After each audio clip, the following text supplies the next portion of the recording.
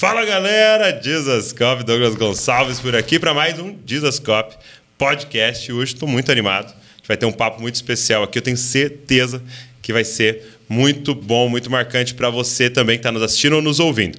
Antes de começar, curte aqui esse vídeo, deixa um comentário durante a conversa, aquilo que tocou no seu coração. Se inscreve no canal. Quando você faz tudo isso, o YouTube entende. Isso aqui é relevante, vou mostrar para mais pessoas. Então, você vai estar ajudando a gente a divulgar mais ainda essa mensagem também.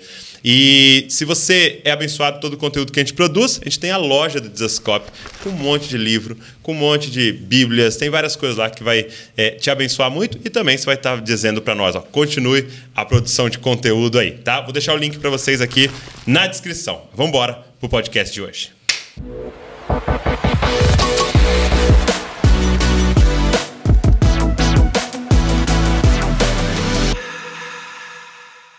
Minha amiga, Ana Stout. Seja bem-vinda. Muito obrigada, estou muito feliz aí. Obrigado por sair de BH até Bragança Paulista pra gente ter esse tempo aqui. Prazer é todo meu, né? A Ana veio e principalmente por causa desse momento agora que ela está lançando pela Thomas Nelson, Fortes e Fracos, vivendo em meio ao caos. Olha que coisa maravilhosa. Eu amo essa capa dura aqui. Coloca respeito, entendeu? Quer dizer assim, essa editora acreditou nisso aqui que está aqui dentro, entendeu? Eu conheço. Muito legal, muito feliz de você estar aqui para falar com a gente. E eu queria já entrar assim, no assunto do livro, porque você decidiu escrever um livro sobre as questões emocionais e principalmente esse assunto da depressão, né? Por que esse tema? Vamos começar por aí. Vamos. Eu entrei, né? Tive contato com esse tema de forma muito pessoal, né? Então, eu descobri, né, que eu tinha depressão e ansiedade ali no início da minha pré-adolescência, assim, 11 para 12 anos. Comecei a sentir, né, os sintomas das tristezas, angústias, fui para o psicólogo e aí à medida que o tempo foi passando e eu fui vendo o tratamento e vendo que eu como cristã eu tinha certas limitações, eu me vi em um lugar que eu sentia falta e sentia que, na verdade, eu sentia como se eu não fosse cristã o suficiente. É mesmo? Por causa desses sofrimentos. E conversa vai, conversa vem com muitos pastores, pessoas cristãs. Eu fui procurando livros, procurando testemunhos de pessoas que passaram por isso também, cristãos que sofriam com ansiedade e depressão, para tentar me encontrar. Não me encontrar, assim, como identidade, entendi, né? Mas tentar achar formas... respostas, né? Para essas questões. Formas de conseguir superar certos limites ou conseguir desenvolver aí uma vida cristã saudável, mesmo com certas limitações.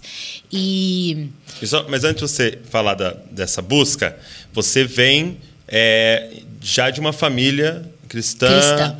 Então, desde que você nasceu, você tem uma família envolvida com a igreja e tudo. Sim, desde sempre. Então, meu pai é pastor, minha mãe serve ministerialmente também. Então, eu cresci nesse meio onde eu já sabia, né, que era o meu propósito. E eu acho que é aí que criou, às vezes, assim, até uma necessidade de busca ainda maior, porque eu via o tanto que era verdadeiro, eu via o tanto que era importante. E vendo o ministério dos meus pais, vendo a igreja onde eu nasci, eu queria ter uma vida cristã saudável como eles tinham. E eu sentia que alguns processos que eu passava, as minhas emoções, alguns comportamentos que eram involuntários, me impediam disso. E você pode falar um pouco mais assim, de como é que era nessa infância, pré-adolescência, o que você sentia, assim? Até para a galera que está nos ouvindo, talvez até se identifique e fale, nossa, eu sentia isso. Então, era muito... Eu lembro explicitamente como é que começou. Era só começar a cair à noite, eu começava a sentir uma angústia. E era uma angústia assim, que passava por vários pontos. Será que essa noite eu consigo dormir uma noite inteira? Será que eu vou ficar acordada pensando no que eu tenho que fazer amanhã? Será que o amanhã vai ser tão ruim quanto o hoje? E isso ia causando uma angústia, um aperto no peito, na garganta, e me impedia ainda mais de dormir, aumentava, e aí, às vezes, acumulava para uma isso crise. Com 7, 8, 9 anos? Não, eu lembro bem, assim, uns 9 anos eu comecei a ter isso muito. E eu lembro do meu pai me pegando, orando comigo. E apesar dos sintomas não se desfazerem, né? Eu lembro bem de que o que me fazia passar a noite era a certeza do que eu ouvia no Salmo 23.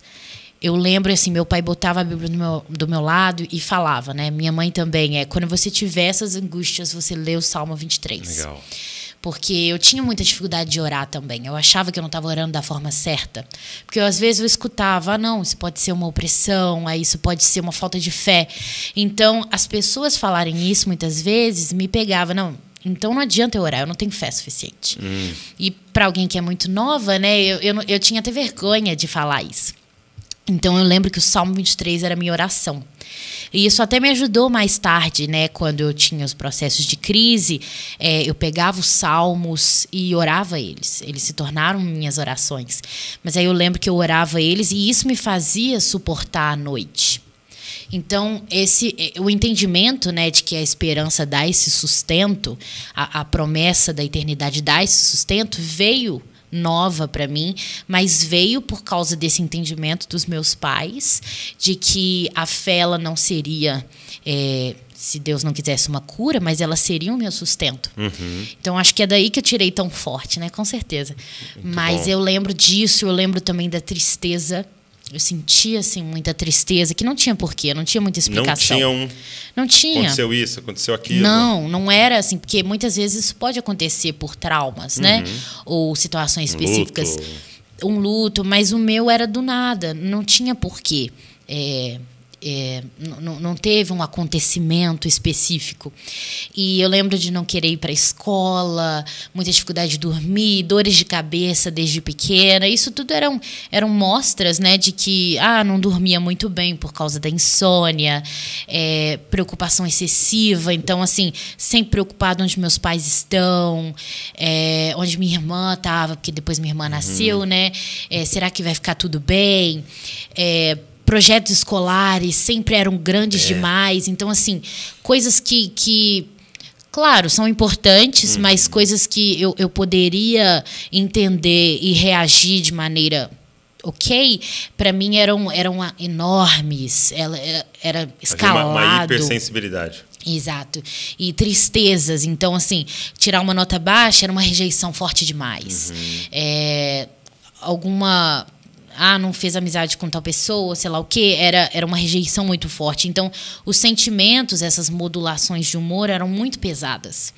E aí meus pais perceberam isso, né, lá para os meus 10, 11 anos e me levaram ao terapeuta. E como é que era até aí a sua vida social, assim, né? Porque você vai para a escola, aquele monte de criançada e tal. Então, criança até vai. Eu não sei se as crianças conseguem entender muito bem o que estava acontecendo. A partir ali dos 10, 11 anos, a dificuldade social ficou bem grande. A ansiedade, ela muitas vezes faz a gente se fechar, né? Então, ela cria uma bolha, assim, e muitas vezes a ansiedade, ela se manifesta nessa ansiedade social, né? Então, você tem, às vezes, a fobia social, você não consegue se comunicar tudo bem, muita timidez, muita vergonha de se apresentar ou manter uma conversa e pensar, nossa, será que o que essa pessoa está pensando de mim? Isso às vezes ainda acontece comigo. Todos nós um pouco. Mas então, assim, eu comecei a não ter muitos amigos. E eu fui vendo que, graças a Deus, meus pais estavam muito atentos a isso. Então, eles perceberam essa falta de habilidade social. E aí eles me levaram. E aí eles te levaram para o psicólogo, é onde eu comecei o meu tratamento, né? Então, hoje é 12 anos fazendo acompanhamento psicológico semanal. E como é que, lá no início, a igreja encarou, né? Qual era a resposta que você tinha da igreja em relação a isso? A igreja como um todo, eu diria que encarou bem. Assim, a gente tinha acabado de sair de uma outra igreja, a gente estava começando uma nova comunidade, então a gente ainda era muito pequeno, muitas poucas pessoas. E eu lembro assim de alguns comentários específicos de algumas pessoas, né? Porque a gente ainda não tinha assim, um conhecimento muito bom, vamos pensar aí há 10 anos atrás, de que a ansiedade era um processo, né, muitas vezes químicos, são neurônios e todo aquele negócio. Então eu ouvia muito, você não está orando o suficiente, é falta de fé, você precisa ler mais a Bíblia, a sua vida de oração não está muito boa. Isso pode ser um demônio, pode ser uma opressão, pode ser uma opressão hereditária, todas essas coisas. Mas não era assim da igreja, sabe? Eram coisas específicas, mas que acabavam entrando, de certa forma. E quando a igreja foi crescendo, né, eu senti que assim, foi até bom sair um pouco do foco, porque quando é muito pequeno, né, fica todo mundo ali junto. E à medida que o tempo foi passando, apesar de eu não ouvir mais essas coisas, eu continuei me achando incapaz de servir na comunidade de forma plena. Eu me sentia quase como se fosse um personagem. E isso era porque dentro de mim, né, eu escutava, eu lia sobre a alegria, sobre como a esperança ela vence medos, e eu ficava, por que a minha esperança, a minha fé, ela não vence esse mal? E aí eu comecei a me fechar cada vez mais e ter esse medo de não ser cristão o suficiente. E aí eu passei por um tempo assim, segurando isso para mim, até me abrir aí para o meu discipulador e perguntar, isso é falta de fé mesmo?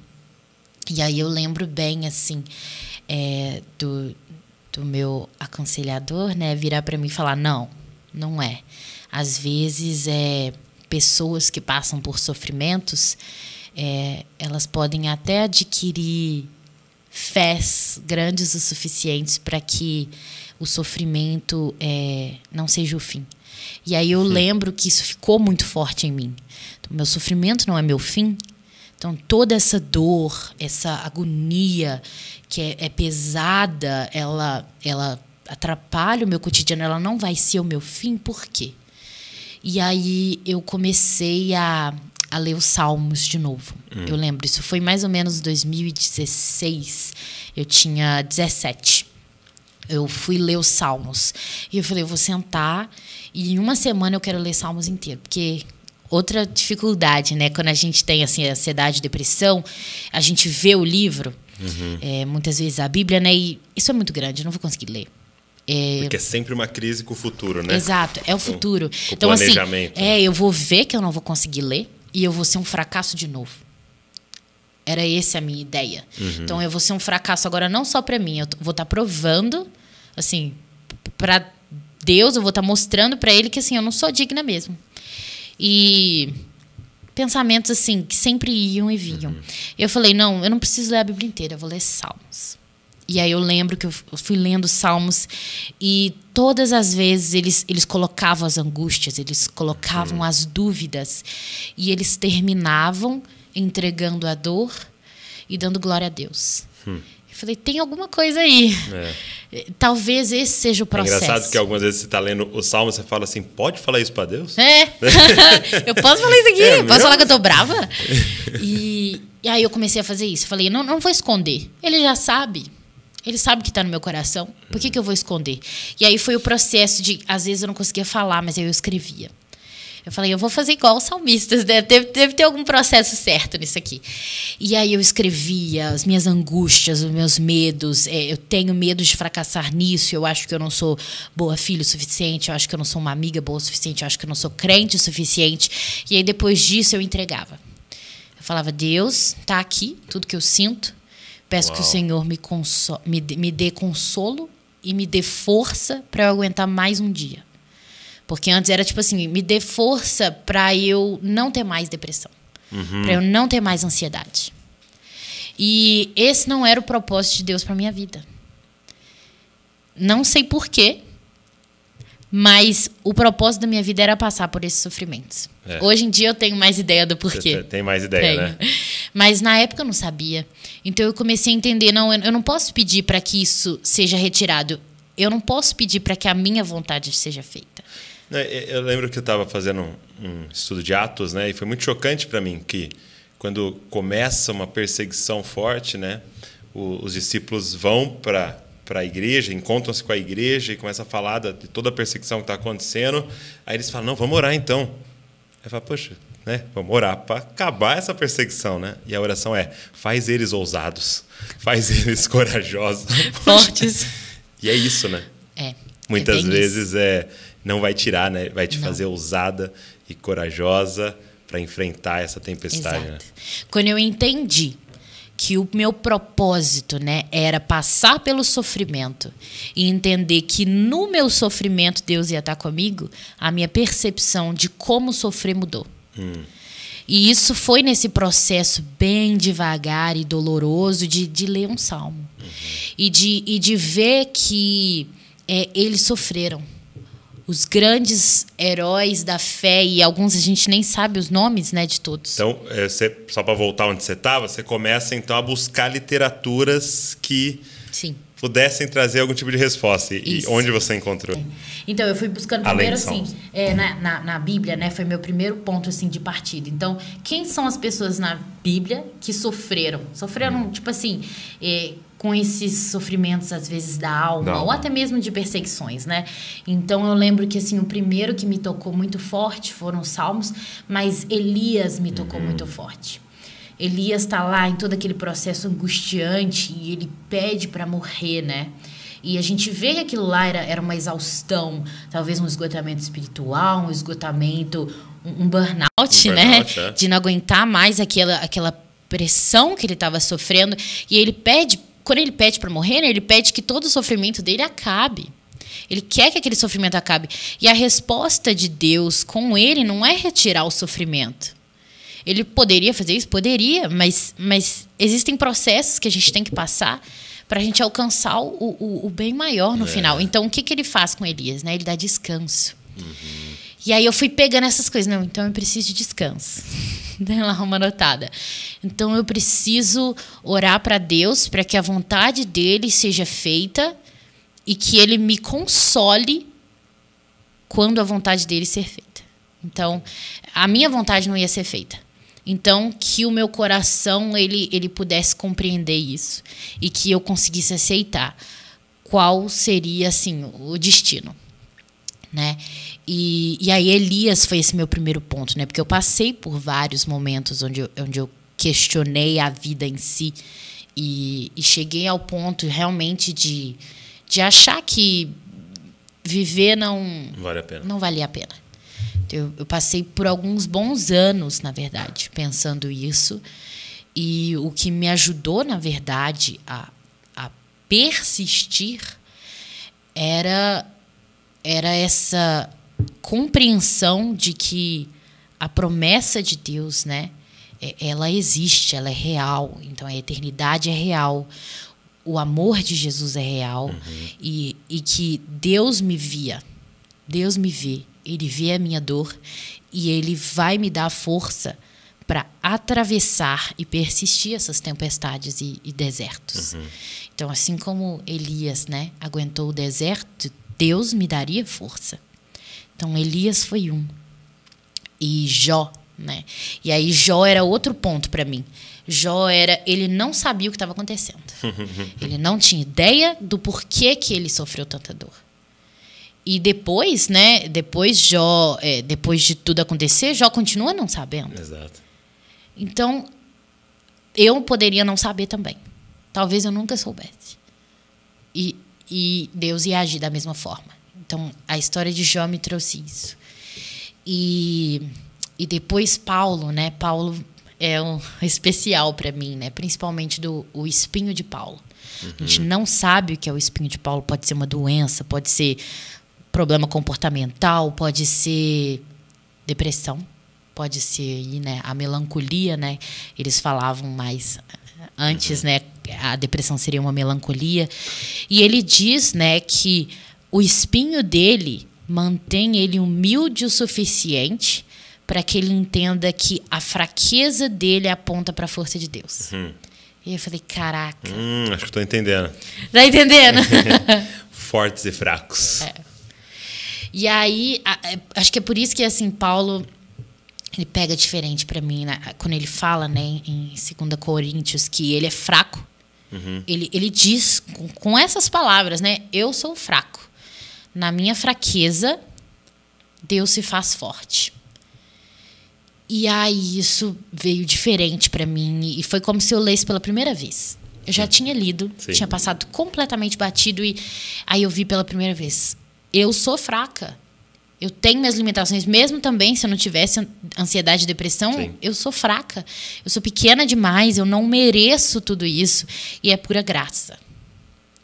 E isso foi um divisor. É aquilo que eu disse para você. Quando eu entendi que eu tinha que aceitar, né? Aceitar a falta em mim, para que Deus pudesse preencher essa falta com o que é verdade.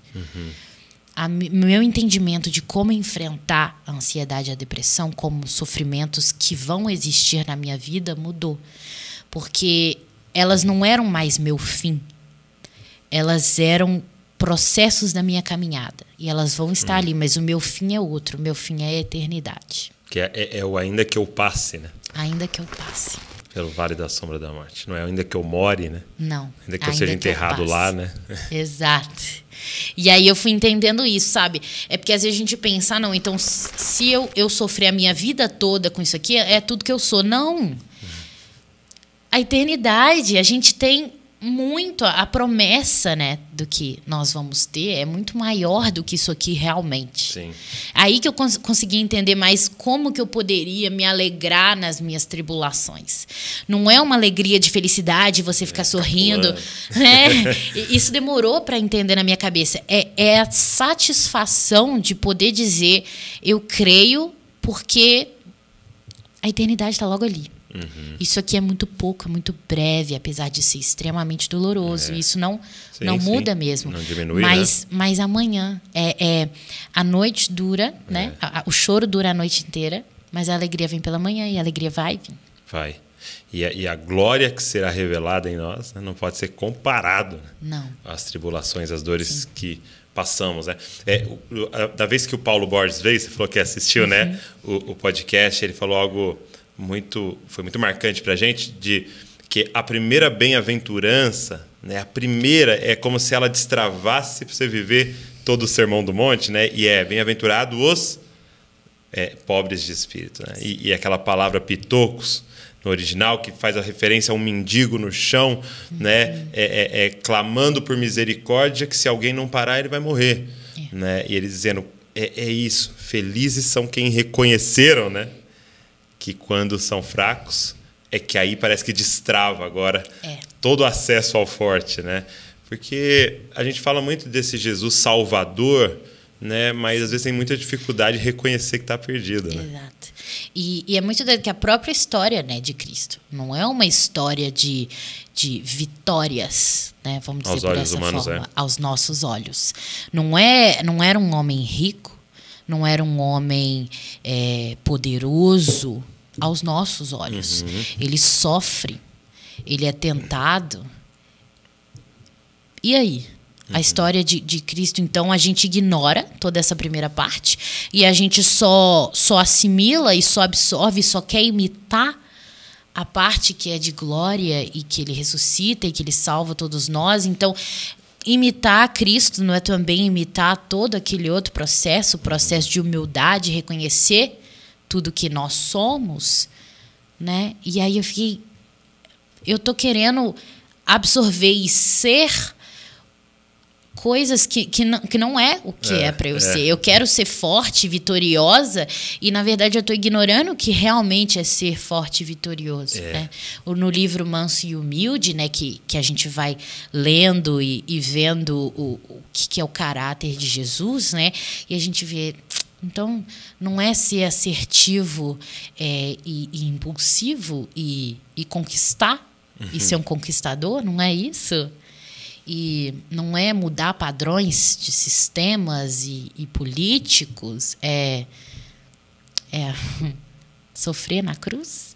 E aí a gente vai vendo que, assim, às vezes a gente lê e a gente não está realmente lendo. A gente não está vendo que realmente são os nossos exemplos, o que a gente deve seguir. Porque eu acho que a gente tem que ler, e eu acho que é o que falta. Deus tem ministrado isso muito no meu coração, nessa posição de discípulo, né?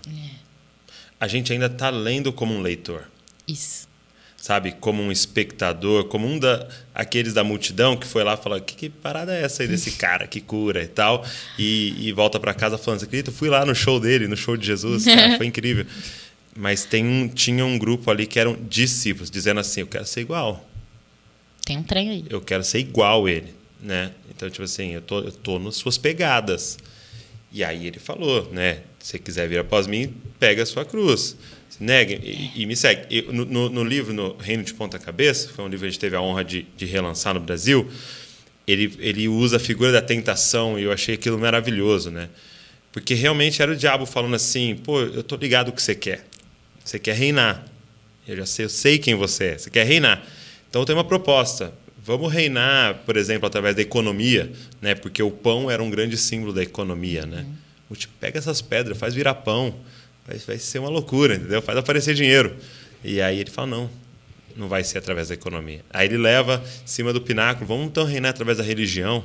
Olha o poder que tem a religião. Joga daqui, os anjos vão te pegar, você vai aterrissar assim, devagarzinho, vai ser um espetáculo. Ele fala: não vai ser através da religião. Ele fala: então vamos através da política, né? Mostra todos os reinos, tá? Ele, não. E aí ele diz assim no livro, né? Vai ser com uma bacia e com uma toalha na mão. Entendeu? Vai ser com uma cruz. Né? Que eu vou poder dizer: toda a autoridade me foi dada no céu e na terra. Né? E aí é a gente olhar e falar assim: a gente quer copiar ele. Né?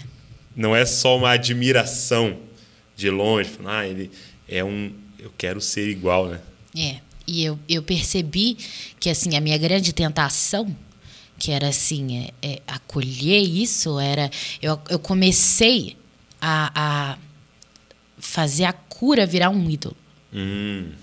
Forte isso, hein? Eu não queria mais viver o que era para eu viver. O tanto que era ou eu sou curada ou eu não quero mais viver. E aí eu comecei a viver em prol de ser curada. Então, se eu ia aumentar a minha fé, eu ia aumentar minha fé para ela ser forte o suficiente para Deus me ouvir e me curar. E aí eu comecei a alimentar essa cura de forma errada e não ver os pequenos milagres, né, que são presentes assim do ordinário. E aí eu me lembro muito bem de uma vez que eu estava chorando e pedindo pela cura.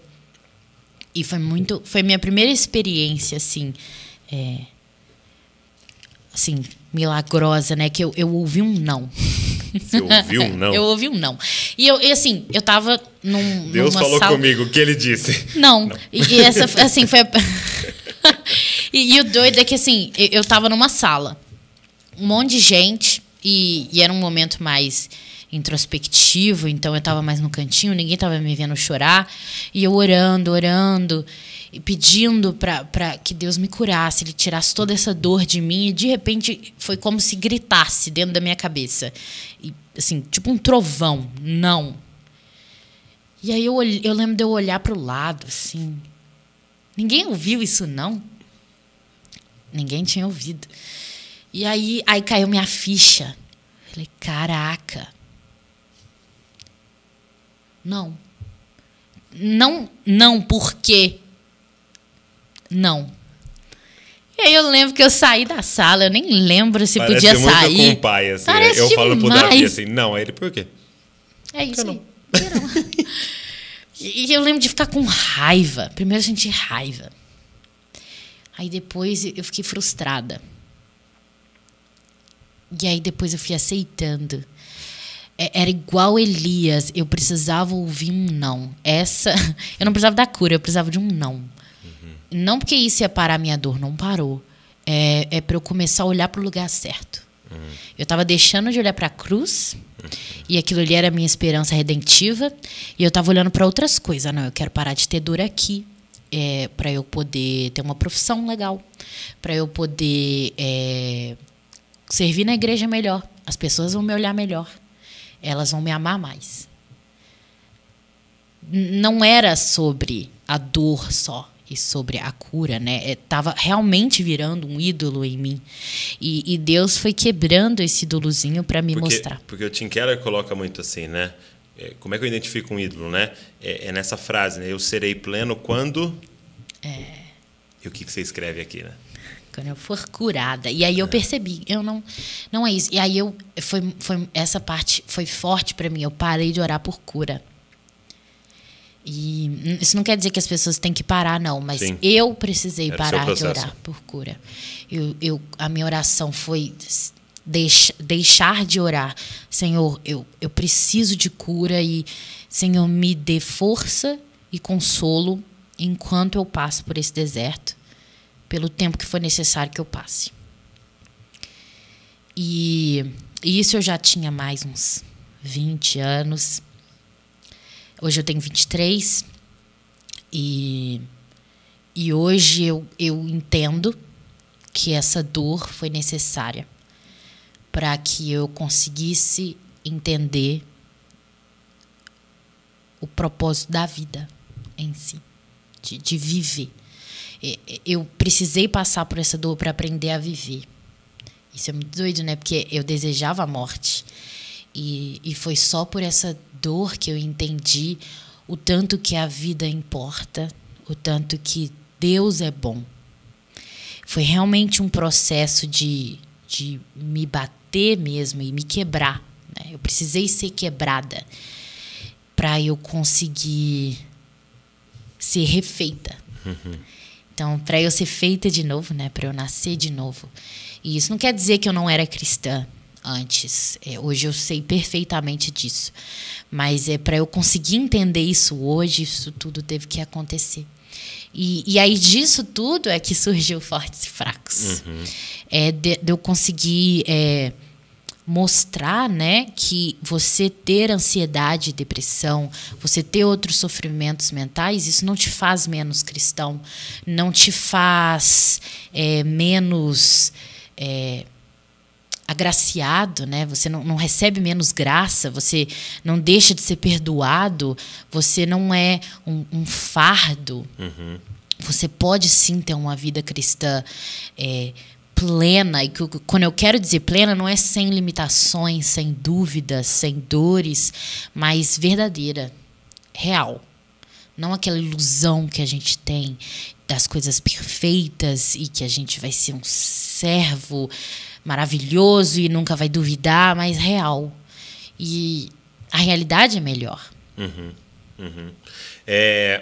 Um assunto que você coloca aqui, eu queria que se você pudesse falar um pouco. A gente tem visto algo assim, eu não sei, quando eu estava na minha adolescência, isso faz pelo menos uns 20 anos, né, eu não ouvia falar tanto de algo que está acontecendo muito, né, que é a questão da automutilação. Uhum. Né? Você citou um pouco assim, da vontade de não viver mais, do suicídio e tal, Sim. Mas também está acontecendo esse outro processo, né, das pessoas se machucarem e tal. Sim. Como é que funciona esse processo? Assim? A autolesão, ela tem vários tipos de aparecer, né? Assim, existem pessoas que tomam atitudes impulsivas, às vezes então até a autolesão tem um nome melhor. Isso, autolesão. Abrange mais, isso. Né? Assim, às vezes você pode tomar um comportamento mais impulsivo, como sair à noite muito tarde sozinho, às vezes atravessar a rua sem olhar. São muitas coisas que são impulsividades, que é como se fosse assim, tá aqui entregue, meu destino, o que for para acontecer vai acontecer. Machucou. Esses são processos todos que são autodestrutivos, que a gente chama assim, são processos autodestrutivos. Tem a autolesão, que são às vezes os cortes, ou então tem pessoas que procuram, às vezes, até esportes violentos, sabe? Não que todos... Não que todos que procurem esportes. Vamos lá. Mas é bom deixar claro, né? Mas é um processo que acontece bastante em pessoas com ansiedade, depressão, bipolaridade, borderline mais graves, né? Que é quando a pessoa... A dor é tão forte e sem nada palpável, que ela precisa encontrar uma forma de materializar a dor para tornar ela real. E aí elas acabam procurando esses métodos, né? Entendi. Então na verdade é um desespero. É um desespero, é uma tentativa de tornar a dor realidade. Entendi. E menos abstrata. Só que é autodestrutivo, né? Então, assim, acontece, a gente não fala tanto. Acredito que muitos cristãos passam por essas dificuldades, assim como os pensamentos suicidas e tentativas de suicídio. E é algo que a gente precisa falar, né? Porque você acreditar em Deus e ter fé que Ele vai te curar não te livra dos sintomas. Então, você vai ter que aprender a lidar com essa dor. E ir para os comportamentos autodestrutivos não é a forma certa de lidar com a dor.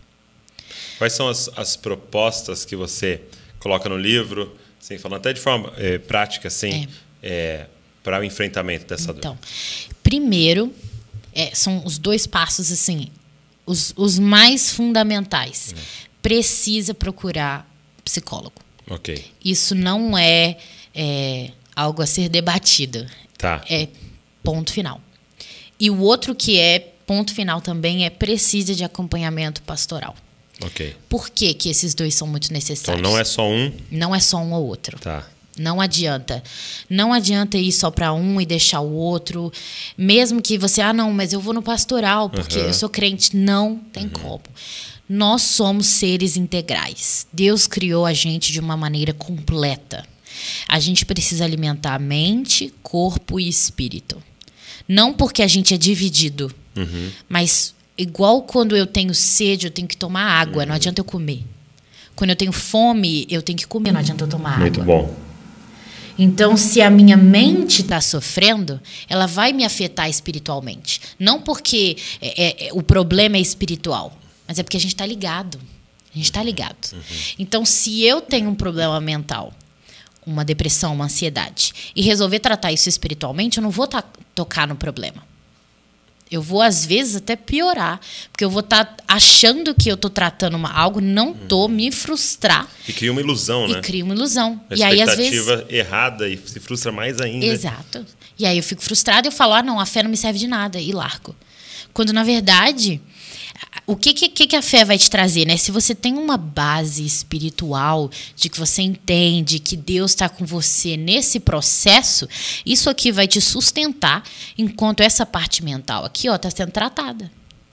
Então, se eu trato só aqui também, a parte do psicológico e tudo mais, a minha fé também vai desmoronando e eu vou parando, às vezes, de acreditar, porque aqui demora um tempo, são processos, a gente não sabe qual remédio tomar muitas vezes, qual linha de psicologia vai me ajudar melhor, porque cada pessoa é uma pessoa. Compartilha um pouco da questão do remédio, né? Como é que foi esse processo para você? Então, eu tomo remédio aí há uns 10 anos e foi só em 2020 que eu encontrei um remédio que realmente funcionou para mim. Então, eu fiquei uns bons 9 anos, 8 anos, trocando de remédios. E achando a dose. Até encontrar. E eu achava assim, muitas vezes eu achei que era bom, mas eu ainda tinha muitas crises de pânico, crises de fobia social. Então eu chegava num lugar que tinha muita gente, eu dava uma crise de pânico. Isso aconteceu várias vezes, até mesmo na igreja.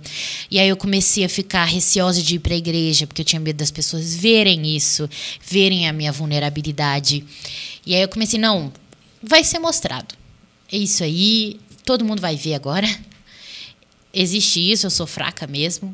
E isso também me libertou bastante. Me libertou bastante, pode falar disso. Mas então foram vários anos, até trocando de médicos, até encontrar um psiquiatra bom, um psiquiatra cristão, que resolveu me olhar, né, não só como algo a ser consertado, e falar, não, vamos tentar achar algo bom. Talvez não o melhor, mas vamos tentar de verdade. Ele não estava só preocupado em me prescrever e tchau. Então, assim, ele me deu um remédio certo, assim, o que ele achava que poderia ser bom, avaliando o meu caso.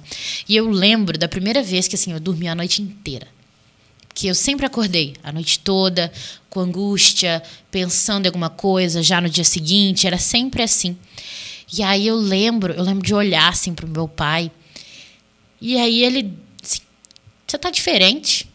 É. Que é isso? Eu lembro, assim, bem exatamente. E aí eu, tipo assim, realmente eu tô diferente. Aí na cabeça dele clicou e falou, você dormiu? Você não dormia. E porque eu não dormia, eu não conseguia, assim, ter, às vezes, paciência. E aí isso me atrapalhava, às vezes, também espiritualmente, porque eu não conseguia ter paciência com as pessoas. E assim, não adiantava eu só orar por paciência. Tinha algo hormonal, tinha algo de substâncias dentro de mim. Então, demorou para eu encontrar um remédio. E se eu não tivesse a Bíblia, a esperança me sustentando enquanto eu demorava a achar um remédio, provavelmente eu não estaria aqui. Então, assim, um não substitui o outro. Os dois funcionam juntos. E aí, assim, também tem aquela parte da gente cuidar do corpo, né? Então, assim, outra coisa muito importante é você estar atento ao que o seu corpo diz. Não adianta eu ir no terapeuta e viver uma vida, por exemplo, de sedentarismo. Tem que fazer um alongamento, tem que fazer uma atividade física, tem que prestar atenção, tem que cuidar do corpo, sabe? Tem que comer direito. Sabe? Quando a gente cuida do corpo, a gente está cuidando do templo, está cuidando da mente, está cuidando do espírito. Então, é um integralidade, ciclo. né? Exato, a gente é integral. Muito não bom. tem como escapar disso. E agora, o que você diria para a galera ao redor de alguém que está passando por isso? Né? Eu acho que, quando eu me formei em psicologia, eu digo que uma das questões que marcou tanto, me abençoou tanto no curso foi questão de olhar e falar assim, essa pessoa está sofrendo de verdade. Né? Porque eu creio que um dos grandes sofrimentos da pessoa que está passando por isso é pessoas olharem ao redor e falar assim, para de bobeira, levanta, entendeu? Né? Muda essa cara e tal. E eu aprendi a olhar e falar, não, cara, isso aqui é real, isso aqui é como alguém que está com uma perna quebrada, não anda direito. Né? Então, o que você diria para as pessoas que estão em torno de alguém? Talvez alguém está nos ouvindo, não está passando por isso, mas está lembrando de uma filha, de um marido, de uma esposa, de uma mãe, de um primo. Alguém na igreja. Alguém na igreja. No livro, eu falo algumas frases que seria interessante não falar, mas eu também falo que seria interessante falar. E por quê? E eu acho que a base disso se Deus ordena que a gente ame, então Ele está ordenando que eu realmente abra os meus olhos e o meu coração para o outro. Então, não é colocar em cima do outro as minhas expectativas de quem ele deve ser. Não é colocar sobre o outro as minhas expectativas de como ele deve agir em certas situações. É aprender sobre os meus limites e não sobre os limites do outro. O que eu posso fazer para servir o outro como meu irmão? Não o quanto eu posso desmascarar ele, não o quanto eu posso ensinar ele como ele deve lidar com a dor dele, mas como eu posso servir ele nesse momento. E uma das formas da gente servir é amar de verdade. E amar de verdade é abrir os olhos e o coração para o que essa pessoa está sentindo. Se é verdadeiro ou não, isso é com Deus, não é com a gente. Né? Se a pessoa está falando a verdade, se ela não está, isso não é com você. O que é com você é agir da maneira certa, com sabedoria. Então, seja sábio. Se você estivesse passando pela dor que essa pessoa diz sentir, como você gostaria realmente de ser tratado? Então, assim, às vezes a gente fica assim, aquele versículo de novo, ame como você quer ser amado, trate o outro como você quer ser tratado. Sim, mas a gente tem que realmente prestar atenção nessa ordenância. Não é algo para se passar batido, para virar algo super clichê e a gente não prestar atenção. A gente erra muito nisso, em várias formas, né? É uma forma, eu acredito, muitas vezes, de justiça própria. A gente não querer realmente amar o outro, porque o outro é ruim. E eu passo por isso. Só porque, né, a gente tem depressão e ansiedade, não quer dizer que a gente não é pecador. Às vezes, claro, a forma de falar com a gente sobre os pecados tem que ser um pouquinho com mais tato, né? Porque pode causar um gatilho. Mas isso não tira a gente, não anula o pecado da gente. Pode. Então, assim, claro que você pode falar que o outro errou, mas tenha sabedoria. Agora, quando você vai ter um relacionamento com o outro, né, tenha realmente paciência. Tenha abertura. Mostre para o outro que ele pode falar com você. Não precisa consertar o outro. Entendeu? Não tem a necessidade de consertar. Claro, o que é bom... Porque é uma grande tentação, né? E eu vou falar da tentação de um homem, tá? É dar a solução, né? Pô, isso é fácil. Tem que dar a solução. Faz isso, poxa. Entendeu? Pois é, muitas vezes... Então, muitas vezes não é isso, né? Não, a pessoa não está atrás de uma solução, né? Isso, porque ela tem um terapeuta, ela tem um aconselhador pastoral. Não precisa querer preencher esse lugar. Exato, não precisa querer preencher, a menos que ela te chame para você preencher isso com ela. Até, né? Pergunte. O que a gente precisa são de parceiros de jornada. Pessoas dispostas a sofrer junto. Então, não só tenha empatia, mas veja o que é, sabe? Eu lembro de uma vez... Hoje é meu marido, né? Eu tive uma crise de ansiedade muito forte. E ele ficou sem saber o que fazer. E aí me ajuda a respirar. E aí ele me ajudou. E assim, eu preciso de alguém que é parceiro comigo. Que esteja comigo enquanto eu sofro também. Claro, né? Muitas vezes eu vou precisar de dicas. Dicas são bem-vindas, assim, também. Depende um pouco da intimidade também, né? Mas o que a gente precisa são de parceiros, são pessoas que querem estar junto com a gente. E que mesmo que não esteja assim tão próximo, então interceda. Ore, sabe? Liga e pergunta, tá tudo bem hoje? Você quer que eu leia a Bíblia para você? Porque às vezes eu não consigo ler. Então, se alguém me liga e lê a Bíblia para mim, isso faz uma diferença. Meu Deus. Se alguém me coloca ali na listinha de oração, hoje eu vou orar para a Ana Elisa, porque ela tá difícil para ela hoje. Ela não conseguiu falar muito bem por quê. Às vezes eu tenho algum questionamento, mas eu posso falar de uma forma mais amorosa. Eu posso virar e falar, olha, o que você fez me chateou. Em vez de virar e falar, impostora da fé. Sabe? A gente realmente amar o outro. E, na verdade, isso não é só uma forma, né, de tratar alguém com depressão e ansiedade. A gente devia tratar assim com todo mundo. Mas Você falando, me lembrei do episódio de Jesus chegando, né, na morte de Lázaro, né? E aquilo sempre me chocou muito, porque eu fico me imaginando, né? Como é que eu entraria numa cena em que está todo mundo chorando por causa da morte de alguém e eu sei que eu vou resolver? Cara, eu acho que eu entraria, tipo, com um peito de pombo estufado, assim, tipo, não chorem mais. Cheguei. Entendeu? Por que você está chorando? Eu vou resolver essa parada, você vai ver o que eu vou fazer aqui agora. Tal. E ele chora. E é exatamente o que você está falando, né? Porque ele sabia que solucionar o problema não era a grande solução. Mas se identificar com o outro, né? E amá-lo era a grande solução, né? E aí ele chora com os que estão chorando, né? Exato. Isso é muito forte. Isso me pega muito. E chorar com os que choram. É uma das coisas que eu falo, inclusive, que o livro não é só para quem sofre, mas é para quem quer chorar com os que choram. Então, o livro ajuda pessoas que estão passando e também pessoas que querem ajudar. Isso, e quer entender mais o que é isso.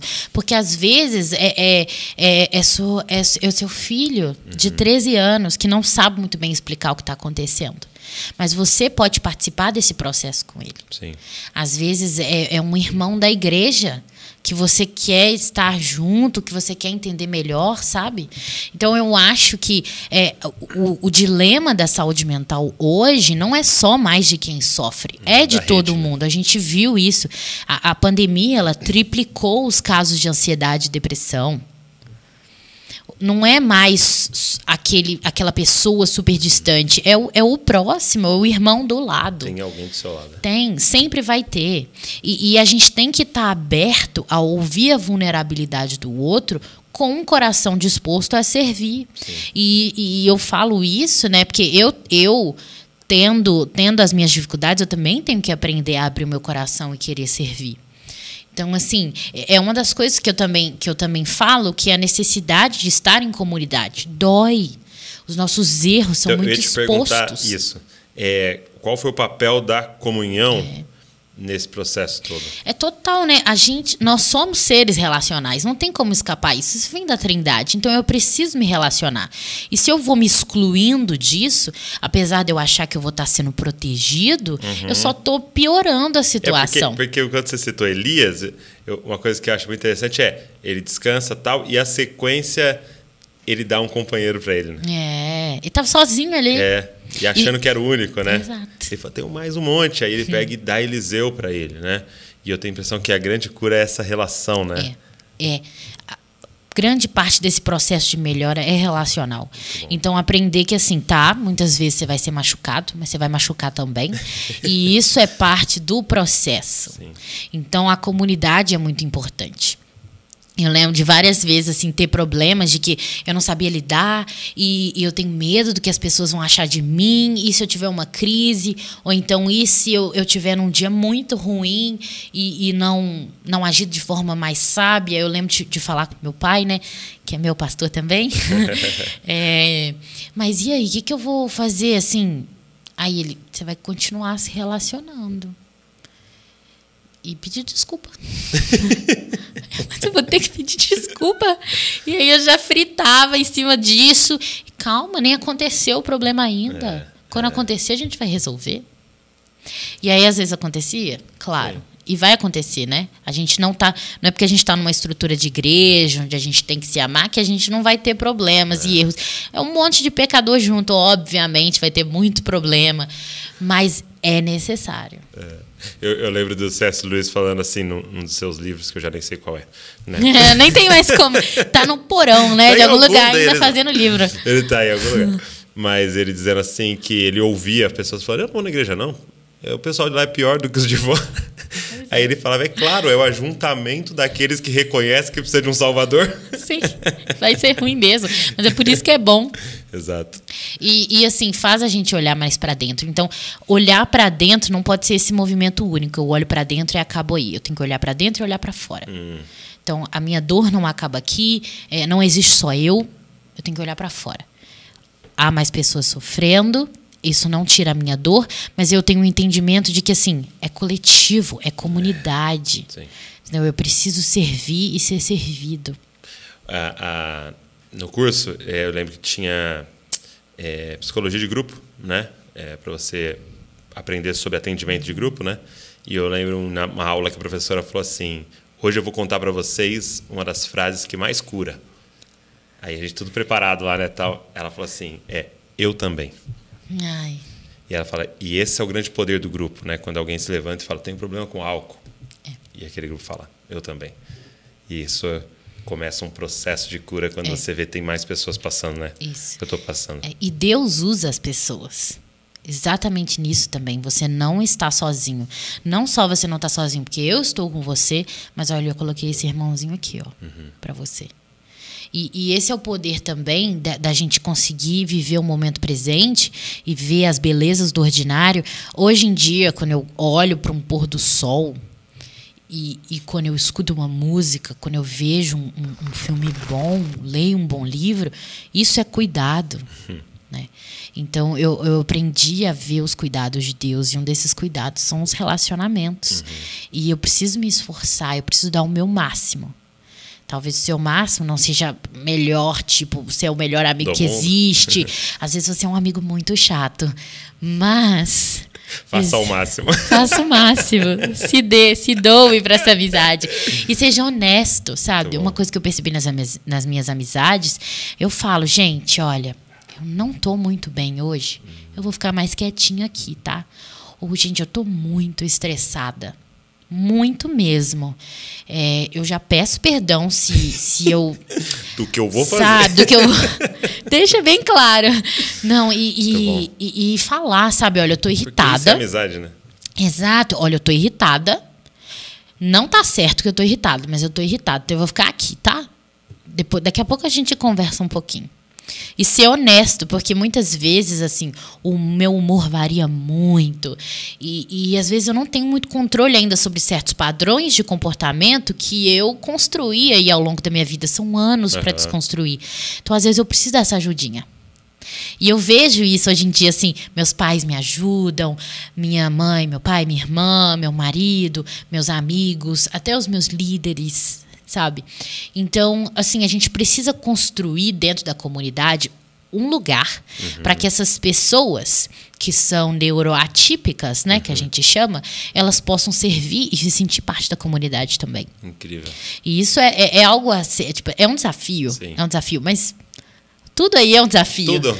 Tudo. Então... E eu queria até, para a galera que está nos ouvindo aqui hoje e assistindo, estou com o livro na mão, eu queria indicar para você também, cara, que lidera um pequeno grupo, que lidera jovens, lidera adolescentes.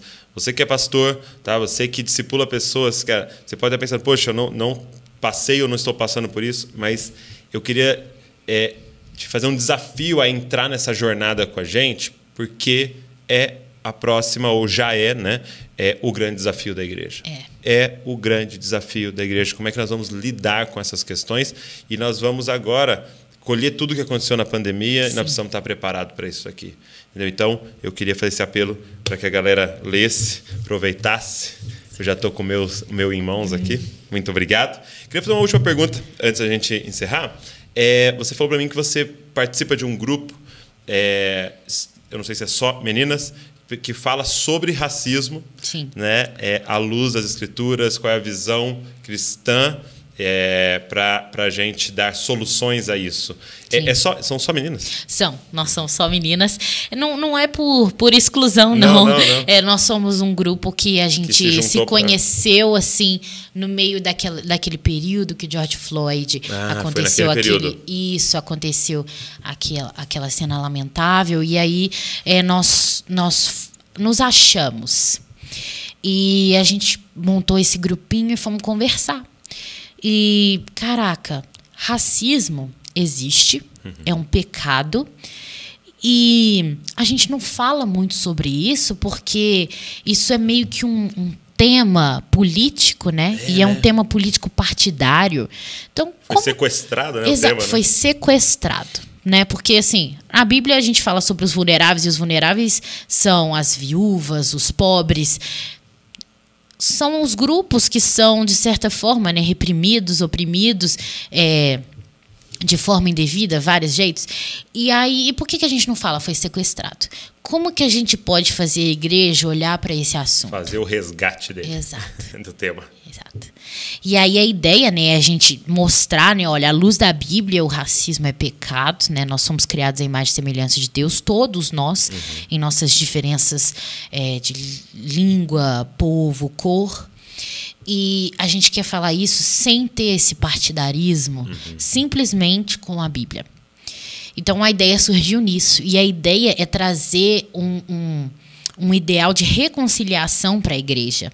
Então, não de continuar alguns separativismos que existe, né? Então, para consertar a gente manda esse para cá, manda esse para lá, não fala desse assunto, fala desse assunto. Não, vamos juntar. O que nós podemos fazer juntos para conscientizar a igreja de que o racismo existe, dentro da igreja muitas vezes também, e isso à luz das escrituras e de forma que seja com perdão e não com mais agressão. Né? Agressão. Dando a outra face, porque não... o machucado fica agressivo também. Isso é difícil de falar. Porque ele tá à flor da pele, né? Exato. Então, assim, a gente precisa alcançar mais de um público. Mas a ideia é isso, é reconciliar. E a partir... o que surgiu a partir desse grupo? Foi o Agostinhas, né? Que chama. Agostinhas. Ele chama Agostinhas. E a gente tem tentado... Por que Agostinhas? Então, por causa de Agostinho. Tá, por causa de Agostinhas. Pois é. E muitas pessoas não sabem, né, que Agostinho era negro e tudo mais. E aí saiu mais disso, sabe? Assim, como é que a gente pode fazer isso? Nós somos crentes e a gente vai falar disso. Então, Agostinhas. E é engraçado porque, assim, uma das pessoas que ajudou, né, o surgimento desse grupo é o Igor Miguel, o pastor. Uhum. E ele ajudou a conectar a gente. Inclusive, quero ele aqui no podcast. Vou deixar já em público para poder... Deixa. Fica aí uma pressãozinha maior. E aí surgiu disso e hoje em dia a gente tem aí uma presença nas redes sociais que a gente tenta falar sobre isso. Então tá nas redes sociais. Tá nas redes sociais, a gente fala Instagram? sobre isso. Tem Instagram, tem Twitter também. A gente tenta trazer palestras em pessoas que chamam a gente. A gente, inclusive, participou de um estudo do livro O Leitura Negra para Mundo Cristão. A gente está em parceria com eles fazendo leituras conjuntas, né, com pessoas. E, inclusive, a Jacira também lançou um livro sobre isso, chama O Estigma da Cor. E a gente está aí nesse processo de fazer as pessoas abrirem o coração. Sim. Igualzinho desse temática da vulnerabilidade. Poxa, Ana, obrigado.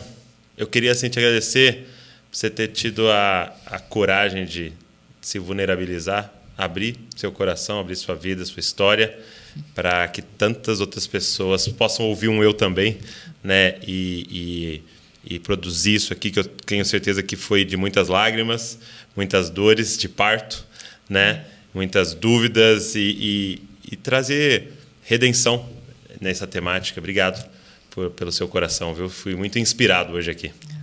Eu que agradeço pela oportunidade de você abrir o seu coração. Poxa, obrigado mesmo. E você que está nos assistindo ou nos ouvindo, vou deixar o link aqui do livro para você e das redes sociais da Ana, para você poder acompanhar tudo que eles estão produzindo por lá. Tenho certeza que você vai ser extremamente abençoado, tá? E pega esse link, cara. Manda para alguém. Talvez você, ouvindo a gente, que você lembrou de alguém. Pega esse link, manda para essa pessoa. Quem sabe você não vai trazer aí uma luz de esperança para essa pessoa que tem passado por tempos tão difíceis, tá? Deixa um comentário aqui, curte o vídeo, se inscreve, esteja com a gente aqui nos próximos podcasts. Deus abençoe você e não se esqueça, você é uma cópia de Jesus. Valeu!